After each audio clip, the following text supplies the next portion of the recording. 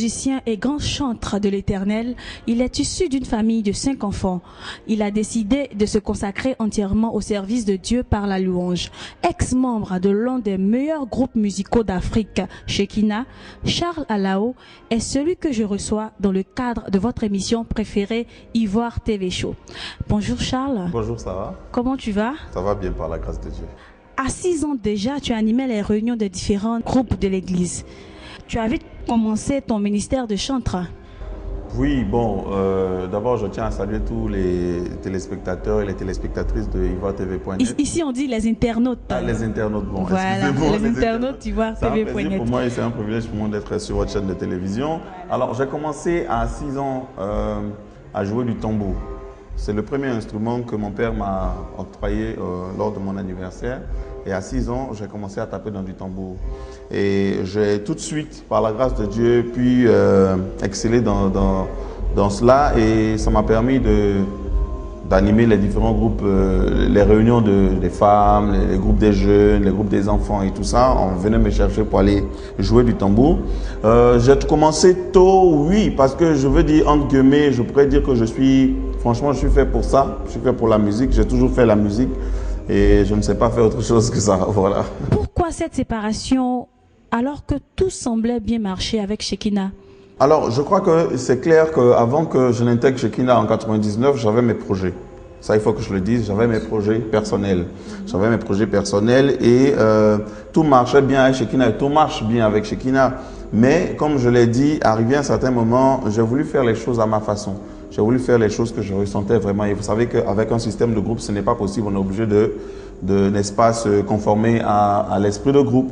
Et donc, j'ai décidé comme ça. Et de toutes les façons, c'était prévu au sein de Shekinah qu'après les 10 ans, celui qui voulait entamer une carrière solo pouvait le faire. Donc, voilà, j'ai saisi la balle au bon. Et voilà, j'ai décidé aujourd'hui d'orienter ma carrière d'une certaine façon, d'une façon qui puisse être acceptée de tous.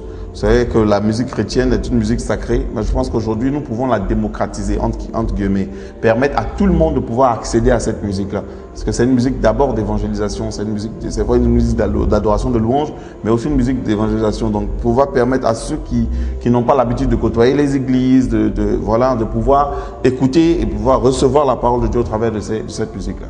Alors, Charles Alao, en carrière solo, quelle est ta vision? Quelle est ta nouvelle vision? Alors, c'est ce que je disais tantôt. Je crois que quand on travaille pour Dieu, on est sans limite. Hein, on est sans limite. Il y a beaucoup de choses qu'on peut faire, il y a beaucoup de choses qu'on peut atteindre comme objectif. Mais mon objectif le plus important aujourd'hui, c'est de révéler une autre facette de la musique chrétienne. C'est-à-dire permettre à cette musique-là, comme je disais tantôt, d'être accessible à tous, d'entrer dans tous les milieux, de pouvoir se vendre comme une musique d'abord, avant d'être une musique chrétienne. Je ne sais pas si je me fais comprendre. C'est-à-dire faire de la musique chrétienne, une musique qui a de la valeur, comme on fait les sélections en radio Zouk, on fait les sélections en radio reggae, qu'on puisse faire aussi, que ça paraisse normal, qu'on n'attende pas forcément les périodes de fête pour mettre les sélections chrétiennes, que ça devienne une musique qui soit accessible. Et pour ça, il y a un certain travail technique qu'il faut apporter à la musique chrétienne. Voilà, il y a certaines valeurs, il y a de nouveaux styles qu'il faut insuffler à cette musique-là. Et je crois que c'est dans cette dynamique-là que je me situe aujourd'hui. Alors, est-ce parce que ton père était pasteur que Charles a décidé de chanter ou ça a tout simplement été un appel? Oui, je dis, le volet ministère n'est pas occulté parce que c'est le plus important. Il faut dire que c'est vrai que mon père est pasteur, mais j'ai eu moi-même ma rencontre personnelle avec Dieu. C'était en quelle année, on peut savoir? 95, oui. Je veux dire, je connaissais tous les rituels, je connaissais toute la parole et tout ça, mais je n'étais pas encore engagé. Un témoignage de conversion? Voilà, je n'étais pas vraiment engagé. C'est en 95 que j'ai pris conscience du ministère auquel parce que je vous rappelle que depuis que je suis tout petit, j'ai reçu des paroles, des hommes de Dieu du monde entier sont arrivés, qui ont reçu les prophéties pour moi et tout ça. Bon, je veux dire, c'est quelque chose qui me suivait tout le temps. Bien sûr, parce que papa était pasteur. Non, pas forcément. Ça n'avait rien à voir. D'ailleurs, j'ai quitté l'église de papa très tôt.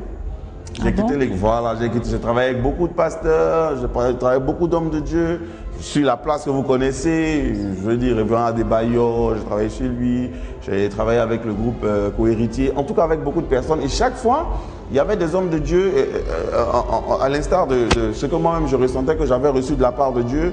Il y a ma mère, qui était une grande intercesseuse, qui a reçu. Il y a des hommes de Dieu qui sont venus des États-Unis, de la France, du Nigeria, du Ghana, d'un peu partout dans le monde, qui, pendant les périodes de ministère, ont reçu clairement des choses et m'ont appelé devant et m'ont certifié. Je dis, c'est un ministère, c'est une vocation. Donc, c'est pas forcément parce que papa est pasteur, non, ça n'a rien à voir. Je crois que j'ai reçu l'appel et Dieu m'a donné, par la grâce de Dieu, les qualités, les qualifications pour répondre à cet appel-là. Il paraît que tu fréquentes les bars et les boîtes de nuit. Alors, bon, je crois que cette rumeur est partie, ça me suit depuis 2008, pardon. Voilà. Parce que je travaillais à King Production. J'étais chargé de promotion et directeur artistique de King Production. Alors, à cette période-là, j'avais un travail qui m'obligeait à suivre la promotion de mes artistes. J'ai fait notamment la promotion de l'album de Désir Champion, des Garagistes, de Saga Junior, de Victoire Kwasi, de Yulé Inter, de qui encore. En tout cas, tous les artistes qui sont venus, qui avaient signé. Et je tiens à rappeler que c'est par mon truchement que ces artistes-là avaient signé les différents contrats avec la nouvelle maison de distribution que je représentais, qui s'appelait King Production. Et donc, j'étais obligé de faire le maximum, puisqu'on était en période de lancement des activités de la boîte, de faire le maximum pour que la majorité de personnes puissent entendre les artistes qui sortaient de chez eux. C'est pour ça que j'étais obligé. C'était dans le cadre du travail. Le cadre de mon travail. De ton travail. C'était dans le cadre de mon travail. Et ça n'a pas eu une influence sur ta vie chrétienne? Non, pas du tout. Je revenais chaque fois à mon ministère. Je veux dire, ça n'a rien changé. Ça n'a rien changé parce que je savais, je partais pour faire quelque chose de bien précis. Je finissais mon travail, je rentrais chez moi. Ça m'a permis d'ailleurs de rencontrer beaucoup de personnes qui m'aident aujourd'hui et qui aident plusieurs personnes autour de moi dans le cadre de la promotion des albums, dans le cadre de la promotion de la musique chrétienne, dans les endroits autres que les églises et les paroisses. Vous comprenez ce que je veux dire? Et ça, c'est dans ma vision des choses. C'est dans ma vision des choses, ça rentre dans ma vision des choses. J'ai plein d'amis gérants d'établissements et tout ça, que je connais, que je côtoie, avec qui on parle d'étendre nos limites. Et je crois que c'est ça. Dieu dit, vous serez mes témoins à Jérusalem, dans toute la Judée, dans la Samarie et jusqu'aux extrémités de la terre. Ça veut dire qu'il n'y a pas d'endroit qui soit fermé à la gloire de Dieu, qui soit fermé à l'évangile de Dieu. Et s'il y a possibilité d'y accéder, il faut y aller. Charles Alao ira peut-être à la mosquée pour aller chanter là-bas. S'il s'agit de chanter Dieu, qu'on me permet de chanter Jésus à la mosquée, je vais chanter Jésus à la mosquée. Il dit, insiste, la parole dit, expresse la parole, insiste en toute occasion favorable ou non. Ça veut dire que Dieu est clair, Jésus est clair dans ce qu'il dit par le truchement de Paul. C'est Paul qui disait ça à Timothée. Insiste en toute occasion favorable ou non. Ça veut dire que s'il y a une occasion qui t'est donnée de parler de Jésus, d'annoncer Jésus, que ce soit par la chanson, que ce soit par la parole ou par tes actes, quelle que soit la façon dont tu peux apporter la parole, vas-y. Si un imam m'invite dans sa mosquée, qu'il m'autorise à chanter Jésus-Christ, le Fils de Dieu, mort, ressuscité, qui revient juger les vivants et les morts, il n'y a pas de problème, je vais chanter.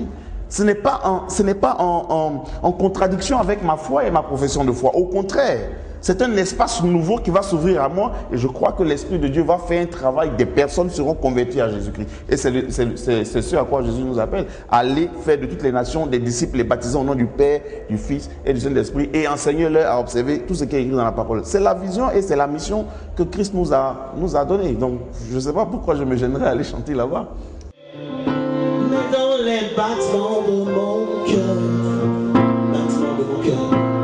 tu entendras toujours. Oh, merci pour la vie, pour la vérité et pour le chemin. Oh, oh, alors entends mon cœur, Seigneur, mon esprit qui te loue, entends le chant d'amour d'un enfant que tu as racheté, que tu as restauré par ton sang. Et je prendrai mes faibles mots Alors, on va parler de ton album. Quel est le titre de ton album? Ok, pour être franc, je ne peux pas déjà donner le titre. Mais pourquoi? Mais l'album est en préparation, justement parce qu'il est en préparation. Ah, et on est en train de voir beaucoup de choses pour définir justement le titre de l'album. Donc, bon, là maintenant, je ne peux pas vous dire. Il va sortir. Il sort quand? Très bientôt.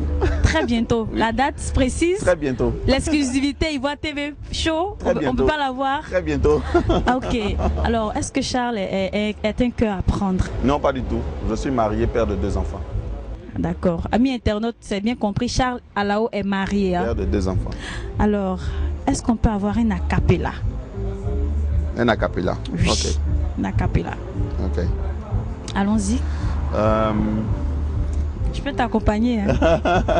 Un acapella, des chansons que vous connaissez ou bien? Oui, bon, je sais pas. Des chansons qu'on connaît.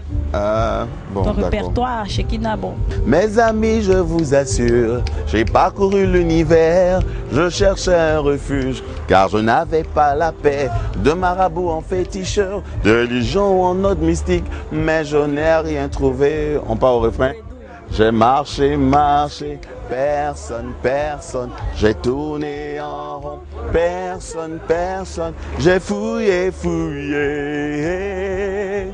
il n'y a vraiment personne comme lui. Alors, l'émission est pratiquement terminée. Ton mot de fin? Alors, mon mot de fin, c'est vous qui aimez la musique chrétienne, vous qui aimez Charles Alao, priez pour nous, priez pour la musique chrétienne, achetez les CD stickés, continuez de nous soutenir parce que ce n'est pas facile, nous sommes des hommes.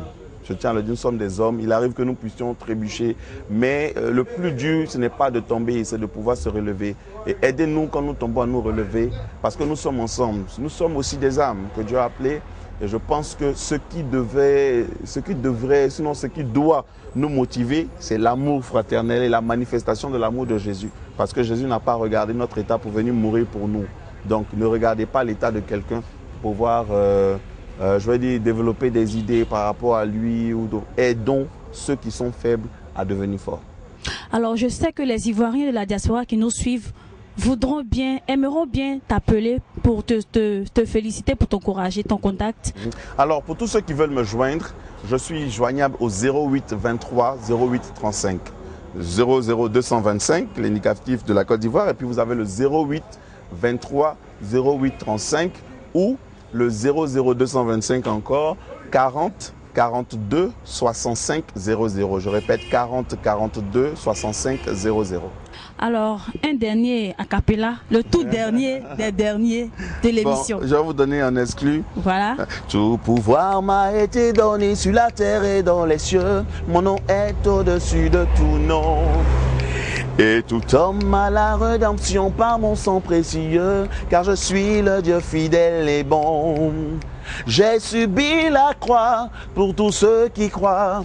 Ils recevront ma paix. Le salut est maintenant à la portée de tous. Désormais tout est accompli. Alors, c'est sur cette belle parole que, chers amis internautes d'Ivoire TV.net, nous terminons cette émission. Ivoire TV Show, c'était avec Charles Alao. Merci d'être resté en notre compagnie. Bye bye.